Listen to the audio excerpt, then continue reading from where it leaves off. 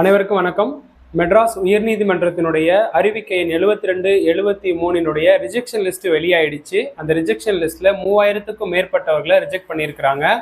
அதுக்கப்புறமா இனிமே செலெக்ஷன் லிஸ்ட்னு ஒன்று போடுவாங்க. அந்த செலெக்ஷன் லிஸ்ட்ல வரப்போறவங்க என்னென்ன ஃபாலோ பண்ணணும், அவங்க செய்முறை தேர்வா எதிர்கொள்ளும் பொழுது என்னென்ன செய்யணும் அப்படிங்கிறத தான் இந்த காணொலி பதிவில் பார்க்க போகிறோம்.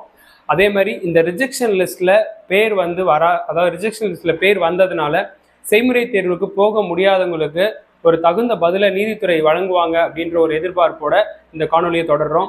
ஸோ இப்போ இந்த செய்முறை தேர்வுக்கு போக வேண்டியவங்க என்னென்ன பண்ணணும் அப்படின்னு பார்த்து வச்சுக்கோங்க. இந்த செய்முறை தேர்வுகளுக்கான ஒவ்வொரு ப்ராசஸையும் இந்த காணொலி பதிவில் பார்க்கலாம். இதில் என்ன சொல்லியிருக்காங்க அப்படின்னா 300க்கும் மேற்பட்ட காலி பணியிடங்களுக்கு இந்த செய்முறை தேர்வு நடத்தப்படுகிறது. அதில் பார்த்தீங்கன்னா 4 வகை பணிகளை உங்களுக்கு மேலோட்டமாக கொடுத்துருப்பாங்க.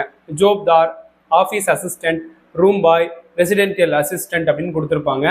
ஆனால் உள்ளுக்குள்ளே பார்த்தீங்கன்னா ஒரு 9 பணிகள் வரைக்கும் இருக்கும். எப்படின்னா இந்த சானிட்டரி ஒர்க்கர்ஸ், அதுக்கப்புறம் ஸ்வீப்பர்ஸ், அப்புறம் வாட்டர் மேன், அந்த மாதிரி பணிகள்லாம் இதில் வர மாதிரி தான் இருக்கும்.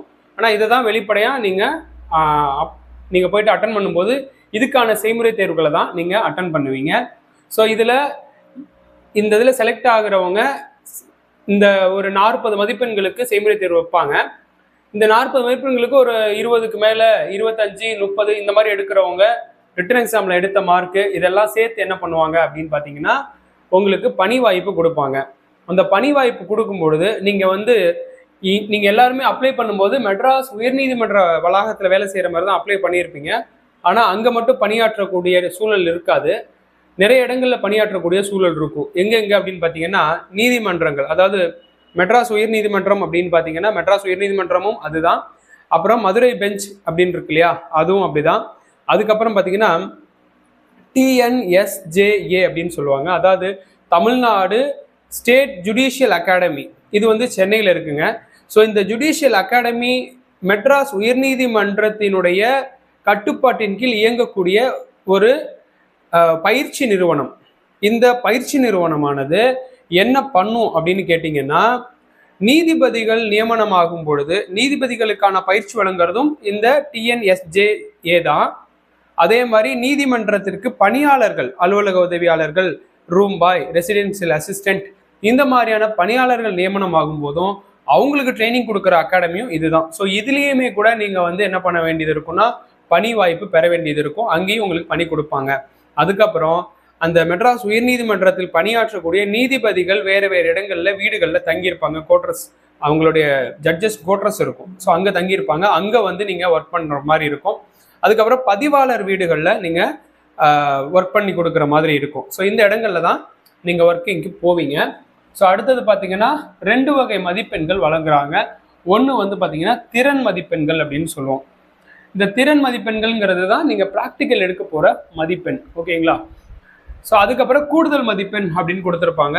அதை நாம் 3+1+1 அப்படின்னு பிரிப்போம். அப்படின்னா என்ன அப்படின்னா, இப்போ திறன் மதிப்பெண் அப்படின்னு வச்சுக்கோங்க. கூடுதல் மதிப்பெண் அப்படின்னா என்னென்னா, நீங்கள் லைட் மோட்டார் வெஹிக்கிள் லைசன்ஸ், அதாவது ஒரு கார் ஓட்டக்கூடிய லைசன்ஸ் வச்சுருக்கீங்க அப்படின்னா அதுக்கு ஒரு 3 மதிப்பெண்கள் தராங்க. ஏன்னா லைட் மோட்டார் வெஹிக்கிள்ஸ் அப்படிங்கிறது LMV அப்படின்னு சொல்லுவோம். ஸோ அது ஒரு கார் ஓட்டக்கூடிய ஒரு லைசன்ஸ் மாதிரி இருந்தால் 3 மதிப்பெண்கள் அப்படின்னு கொடுத்துருக்காங்க. அதுக்கப்புறம் பார்த்தீங்கன்னா சமையல் அனுபவம் அல்லது வீட்டு பணியாளராக வேலை செய்த அனுபவம், இந்த மாதிரி அனுபவ சான்றிதழ் வச்சுருந்தா, அதில் வீட்டு பணியாளர் அனுபவ சான்று வச்சுருந்தா 1 மதிப்பெண். சமையல் பணியாளராக நான் வேலை பார்த்துருக்கிறேன், அதுக்கான அனுபவ சான்றிதழ் இருக்குன்னா அதுக்கு 1 மதிப்பெண். ஸோ அப்போ இதுலேயே ஒரு 5 மதிப்பெண் உங்களுக்கு கூடுதலாக கிடைக்கும்.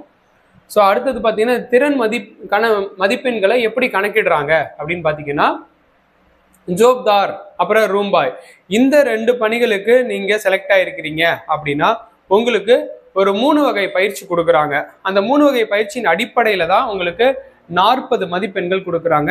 இந்த பயிற்சிகள், அதுக்கப்புறம் அலுவலக உதவியாளருக்கான பயிற்சிகள், வீட்டு உதவியாளருக்கான பயிற்சிகள் எல்லாத்தையும் நம்ம பயிற்சி மையம் கொடுத்து என்ன பண்ணுறோம் அப்படின்னம்னா அந்த பயிற்சியில் நீங்கள் எதையெல்லாம் ஃபாலோ பண்ணுனா இந்த 40 மதிப்பெண்களெல்லாம் பெற முடியும் அப்படிங்கிறதையும் சொல்கிறோம். இருந்தாலும் இந்த 3 வகை பயிற்சிங்கிறத நான் இப்போ ஓப்பனாக சொல்கிறேன் உங்களுக்கு. அதாவது இதில் இந்த ஜோப்தார், ரூம் பாய் அப்படின்ற பயிற்சி இருக்குது பார்த்தீங்களா. ஸோ இதில் முதல்ல அலுவலக பராமரிப்பு, அலுவலக பராமரிப்பு பணியா இருந்ததுன்னா அதுக்கு ஒரு 20 மதிப்பெண்கள் வழங்குறாங்க. அடுத்தது சுத்தத்திற்கு ஒரு 10 மதிப்பெண். இந்த சுத்தங்கிறது இடத்த சுத்தமா வச்சுக்கிறது மட்டும் இல்ல, உங்களுடைய தன் சுத்தத்தையும் சேர்த்து இட சுத்தத்தையும் சேர்த்து, ஸோ இதை ரெண்டையும் சேர்த்து 10 மதிப்பெண்கள் வழங்குறாங்க. அதுக்கப்புறம் துப்புரவு பணி, ஸோ இதுக்கு ஒரு 10 மதிப்பெண். அப்போ பார்த்தீங்கன்னா இதை ஒரு 40 மதிப்பெண்கள் அந்த ஜோப்தார் ரூம்பாய் பணிக்கு போறவங்க இந்த பயிற்சிகளை மேற்கொண்டு இந்த 40 மதிப்பெண்களை நீங்கள் பெற வேண்டும்.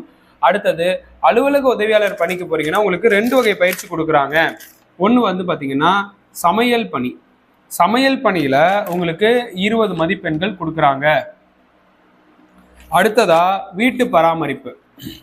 வீட்டு பராமரிப்புல ஒரு 20 மதிப்பெண் கொடுக்குறாங்க. ஸோ அப்போ இதுக்கு 40 மதிப்பெண். அடுத்தது வீட்டு உதவியாளர் ரெசிடென்சியல் அசிஸ்டன்ட் போஸ்டிங் போறீங்க அப்படின்னா உங்களுக்கு 3 வகை பயிற்சி. அந்த 3 வகை பயிற்சி எது அப்படின்னா சமையலுக்கு 20 மதிப்பெண்கள். அதுக்கப்புறம் சுத்தத்திற்கு 10 மதிப்பெண்கள். அதுக்கப்புறம் பார்த்தீங்கன்னா தோட்ட பராமரிப்பு, இதுக்கு ஒரு 10 மதிப்பெண்கள். ஸோ டோட்டலாக 40 மதிப்பெண்கள். அப்போ நீங்க ஜோப்தார் ரூம்பாய்க்கா இருந்தா அலுவலக பராமரிப்பு, சுத்தம், துப்புரவுக்காக 40 மதிப்பெண்கள் பெறக்கூடிய வகையில உங்க பயிற்சி அமையணும். இந்த பயிற்சியை தான் நம்ம பயிற்சி மையம் கொடுக்குறோம். அடுத்தது அலுவலக உதவியாளராக இருந்தீங்கன்னா சமையல் வீட்டு பராமரிப்புக்காக 40 மதிப்பெண்கள். அதே மாதிரி வீட்டு உதவியாளராக இருந்தீங்கன்னா சமையல், சுத்தம், தோட்ட பராமரிப்பு நம்மளுடைய பயிற்சி மையம் தோட்டங்கள்லயே போய் வழங்குறதெல்லாம் பார்த்துருப்பீங்க. அந்த மாதிரி இதை ஒவ்வொரு பணியாளர்களுக்கும் தனித்தனி பயிற்சிகள் வழங்கி தான் என்ன பண்ண முடியும்னா இந்த பணி வாய்ப்புகளை வழங்க முடியும். அதனால இதை தான் நீதித்துறையும் ஃபாலோ பண்ண போறாங்க. அதனால இந்த செலெக்ஷன் லிஸ்ட்ல பேர் வரவங்க இந்த அடிப்படையில உங்களுடைய தினசரி நடவடிக்கைகளை நீங்க மேற்கொள்ளும் பொழுதுதான் இதுல உங்களுக்கு நிச்சயமாக பணி வாய்ப்பு கிடைக்கும். அதனால இந்த முறையும் நீங்கள் பல நபர்கள் பணி பெற்று உங்களுடைய வாழ்வில் அடுத்த கூட்ட நடவடிக்கையை நோக்கி நகர்வதற்கு எங்களுடைய பயிற்சி மையம் சார்பாக வாழ்த்துக்களை தெரிவித்துக் கொள்கிறோம். மேலும் இது போன்ற ஒரு பயனுள்ள காணொலியோடு உங்களை சந்திக்கிறேன். நன்றி, வணக்கம்.